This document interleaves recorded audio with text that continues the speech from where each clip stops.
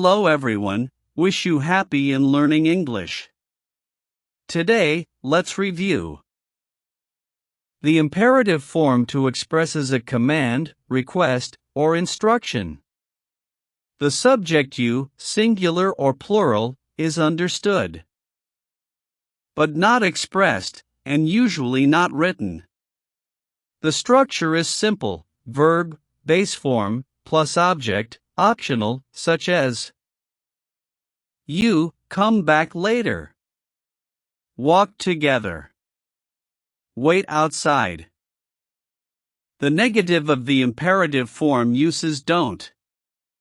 Example: don't come back later. Don't wait outside.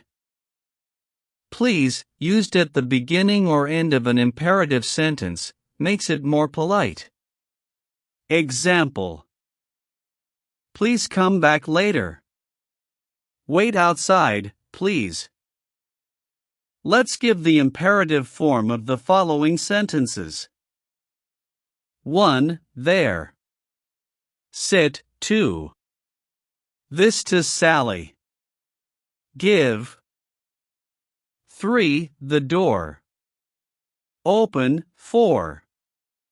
The windows. Close. 5. In the outer office. Wait, 6. Him in the morning. Call, corn. Do you know the answers? Let's check them together. 1. Sit there. 2. Give this to Sally. 3. Open the door. 4. Close the windows. 5. Wait in the outer office.